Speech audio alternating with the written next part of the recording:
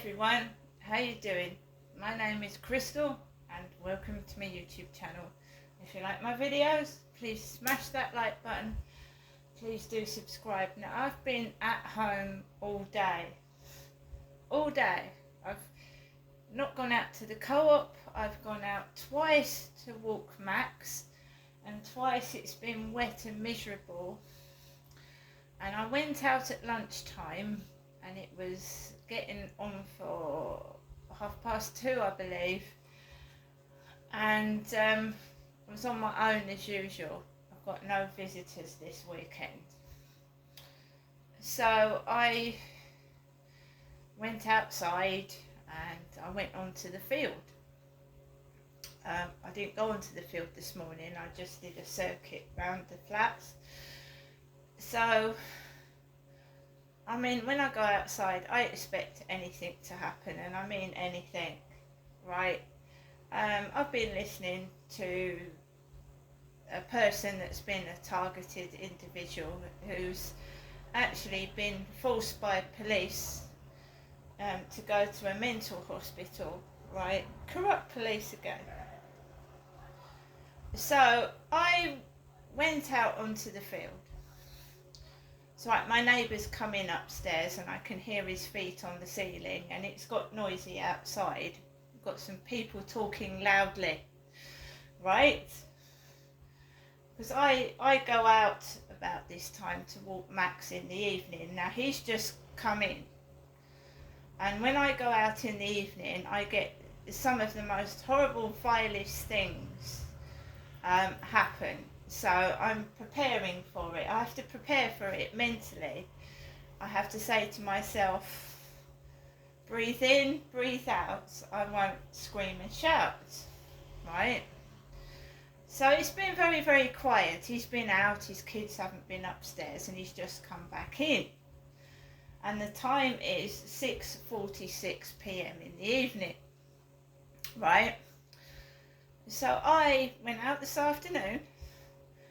And I've had the most horrendous week. I mean, it was so stressful Sunday right through to I think Monday, Tuesday, that I was shaking. My hands were shaking. I was sick and tired of going outside. Right? I was sick and tired of getting what I was getting, and it was getting me down. So I kept talking to my mum. My son's come down and he's keeping in touch. And I'm talking to my mum over the phone as well, which I did last night when it was getting on top of me again. So I walked onto the field and there was a David Beckham lookalike. No word of a lie, a David Beckham lookalike. So this guy on the field this afternoon had blondish brownish hair with a beard. You know, David Beckham in his younger days, when he was about 20, 25, 30. So that he had something underneath his arm. And I thought, right, I've never seen this guy before, so he's walking around the field. So he went that way, and I went up that way. And this guy was just walking around the field with what looked like a grey bag. And so I walked around and then he was coming round that way and I walked across the field because I keep myself to myself. I don't want to get involved with anybody after what I've been through. I really don't trust anyone, not anyone at all. Not couples, not anybody on their own. I just keep myself to myself, which is the best thing to do. And only trust people that I know. So as I was coming off the field, I saw a black dog staring at me, a black dog, and I thought, I recognise that dog, that's Luna, Lunatic. That's the dog that jumped all over Charlie's back when Charlie was walking down with me down the field. It jumped all over Charlie's back. Now I've been listening to targeted people and how they make out that you're a mad and a lunatic. And they're letting paedophilia going on. They let paedophilia go on. Corruption, child abuse, and label people that whistleblow nutcases. basically. And there's loads of them online. So if you whistle blow, you're labelled a nutter. So if you're trying to infiltrate the members of the public and let them know there's corruption going on, a lot of people are labelled nutcases, right? To the extent that the police enforce it and grab you off the streets and take you off to the nut house. Which is wrong, isn't it? It's wrong. But it goes on.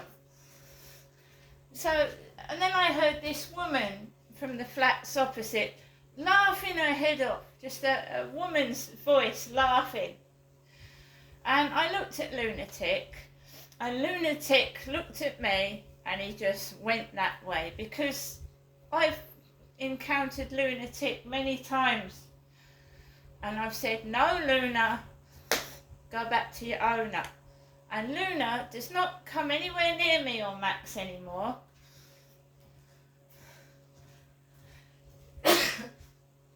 Luna doesn't jump on me, and Luna doesn't jump on Max anymore. And I didn't shout at the dog, I just went, no, Luna, go back to your owner. So, PC Underdown wanted me to write my journal, and I haven't been writing in the journal. No, I haven't. Because I've written about Luna many times, and Luna's owner. And the situation there has calmed down. That dog doesn't jump on me anymore. Yes, it's a black Labrador. A black dog. That's what it is. A black dog, isn't it? Staring at me. And you see how they incite trouble? They try and stir things up if it's quiet and cause annoyance and disturbance and make you look the villain. So I just walked past Lunatic and I walked off the field. And that was that.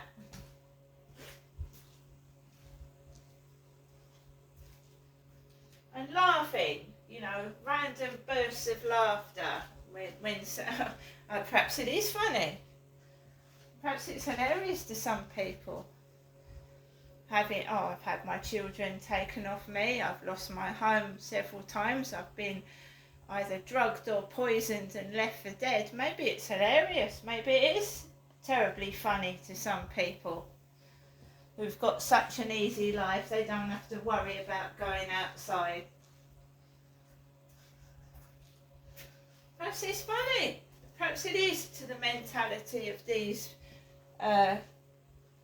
people. Perhaps it is funny, but then their mental health can't be that good themselves, can it? Because it's not normal to laugh at things like that.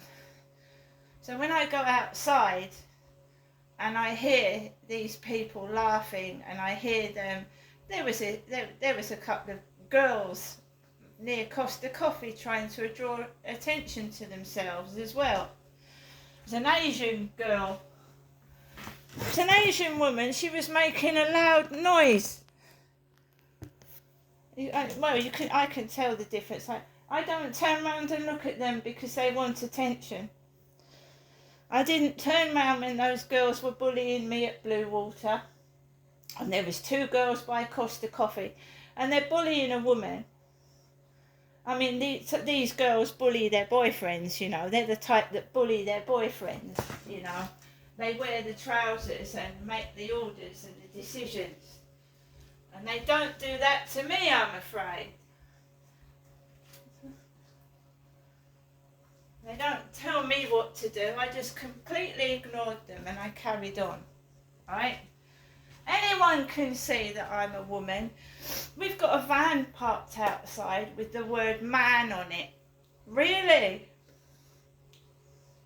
Man. And there's that Paula man, that character that was sat outside the BBC in a tent. And then there's man, you know, there's some estate agents called Man. You often get the stick and the cardboard banner with Man on it. Well, now you can understand why it's some jealous individual trying to stop me getting a partner, isn't it? Man.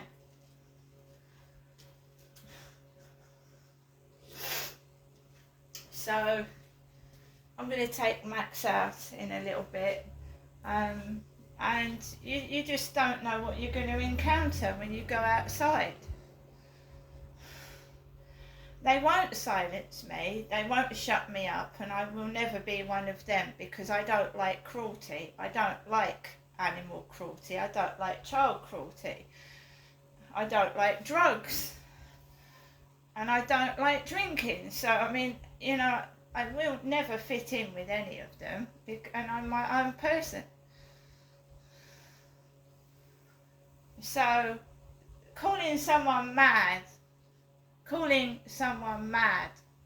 right? Yeah, and inciting trouble by making fools of themselves, you know, being cruel and nasty, well, that's not nice, is it? Making someone upset by, you know, I know what they do and I know what their tactics are. I went through it in Gloucestershire and I almost lost my life. And I almost did commit suicide, and thankfully I stopped before, you know, the way that I was going to commit suicide was very nasty. And had I not been under such fucking stress, I wouldn't have even done that at all. And then now I know why they put all the noise upstairs, because it worked at Alexandra Road, didn't it? When Alicia was above the ceiling,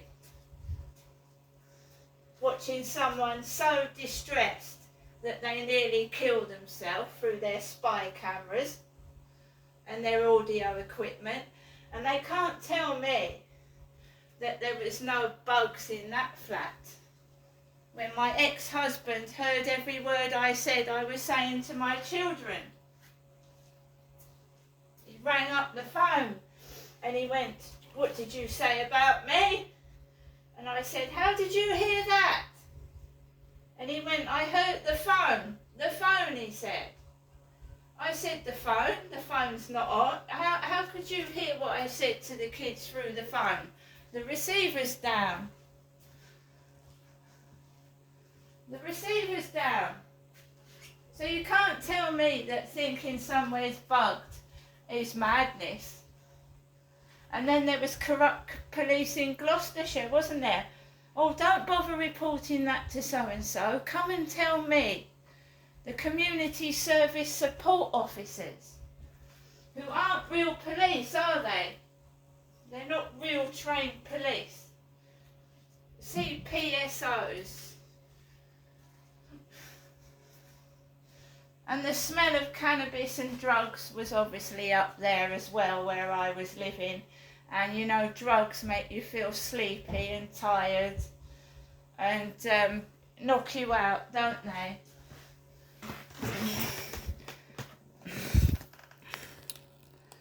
So guys, he's coming upstairs, right? And outside are going to try and start playing games with me. Right? I've not been talking to the stalker on Facebook. I've not said one word. I haven't answered any dating messages. And he's come home and I've been indoors all day and I've gone nowhere. And it's like this 7 days a week, isn't it? 7 days a week stuck in here waiting for thunder feet to start pounding the ceiling. Thunder feet.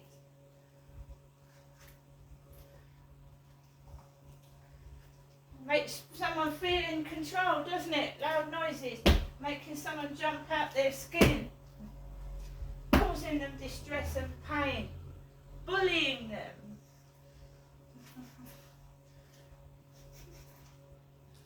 No one controls me, no one. And you know what's inside a stalker's head, right? They're having a fascinating relationship with you in their mind. They know you wouldn't touch them with a barge pole, They know that you wouldn't touch them with a barge pole, so they create this in their head. If you're all locked away and you don't speak to anyone, you're their property, and it's all in their mind. They're having a relationship with me in their head, controlling me. Now, I've tried to move out of here several times, and I should have taken that bungalow that was offered to me in Chatham, but I didn't take it because I didn't have the finances. And they made sure of that, didn't they? Offering me a bungalow, and I've got to move into it in 2 days, in in 2 days' time. How can you get money together to move in a couple of days? I mean, that was bloody ridiculous. And every time I go on the site about moving now, there's nothing there. Nothing there. And the police, yeah, if the police had backed me up properly, right, I could have got out of here quicker if they actually acknowledged it was an emergency with the drugs and the dog. But no, like they've done every time when I've reported a crime, they've just left me where I am in danger for it to happen again or something to get worse. That's why I'm having them investigated. Investigated. You know, investigated. Not that the Ombudsman does anything, because my child is now 18 years old. And when I had the social service investigated, the Ombudsman sided with the social services. Of course they did. Now everyone thinks I'm going to go outside and get angry. I've had nothing to eat and I've got no money. So we've got £40 from my mum and a bit of change I had from what she gave me the other day. And I've got food. And remember, it's the anniversary of my father Derek's death tomorrow. So that's going to be wonderful, isn't it? Sunday. My father's been dead 3 years. Derek has been dead for 3 years. Tomorrow. And as for exes, including Herbert, you know, I had an ex called Herbert. No. Thank you. You split up for a reason. You don't go back. I don't go back to a relationship that's failed. He was filthy. He was nasty. He was cruel to my pets. No, thank you. Herbert. So maybe they're walking like that because my ex walked like that. He walked with a stoop. He walked like an old man. He dressed in black because my father did, and he tried to frighten me, this bloke did, right? And he's got no control over me whatsoever. I don't go back to people I've left behind.